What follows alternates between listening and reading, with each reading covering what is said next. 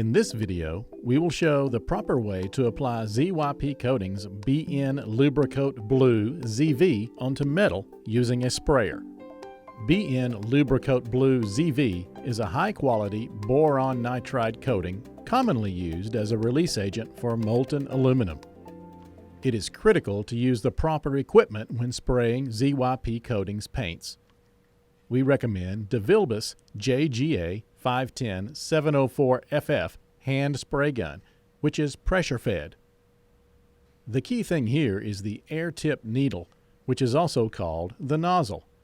It should be a 704 FF nozzle, which is proven to spray our coatings well. Remember to review and follow all of the safety datasheet instructions, including, for example, spraying in a well-ventilated area and wearing appropriate personal protective equipment. In addition to making sure you are using the correct equipment and following safety procedures, it is also very important to clean the surface that will be coated. Surface preparation for a metal substrate should be to remove any dust, dirt, or mainly oils and greases from the metal by cleaning with MEK, methyl ethyl ketone, which removes the oils readily. While light grit blasting can be done, it is not required, and if done, another cleaning with MEK is needed to remove residual grit. Other solvents, such as alcohol and acetone, can be used for cleaning, but are not quite as good as MEK for removing oils and greases. Once the metal surface is clean and the sprayer is ready, users should calibrate their sprayer. A practice spray is typically done to establish the right flow and spray pattern. The best distance from substrate to gun tip needs to be determined, generally about 6 to 10 inches, and not further since that will dry out the atomized paint and lead to poor adherence of the paint. The spray gun is set with 5 psi pressure on its gauge to give the best atomization of the paint. The line pressure is set at 60 psi. Top and bottom adjusting screws need to be set for each paint. Here are the values we use for 3 of our most popular paints.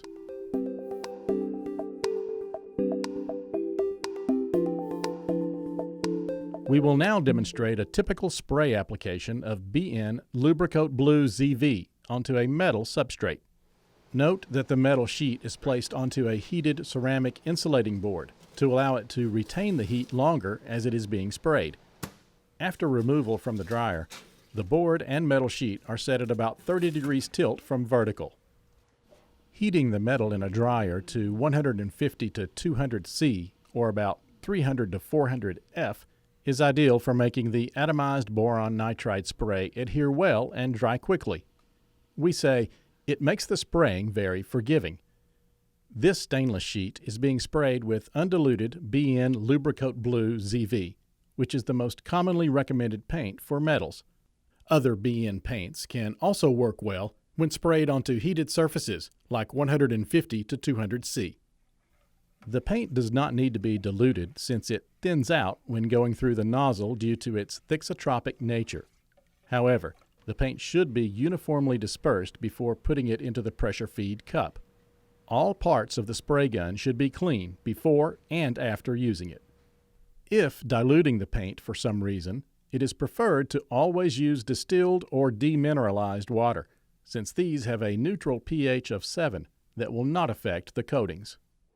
First, a single thin layer is applied uniformly over the metal sheet.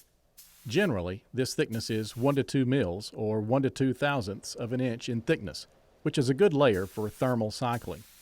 However, sometimes a single layer is not enough, so a second spraying is needed. The metal piece is reheated in the dryer and resprayed as before, this time increasing the thickness of the BN layer to around 3 to 4 mils thickness. Often this is the ideal thickness for metals that are going to be thermal cycled. Once again, the metal piece is reheated in the dryer and resprayed to reach about 5 to 6 mils thickness. This is the maximum thickness that should be used.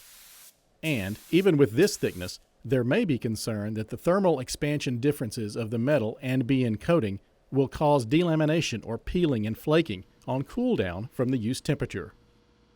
As soon as the metal is sprayed, the coating is dried due to the part being heated.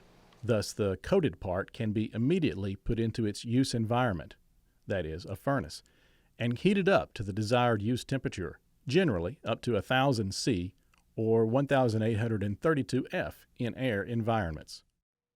We are demonstrating a good or optimum way to apply coatings with the proper air spray equipment.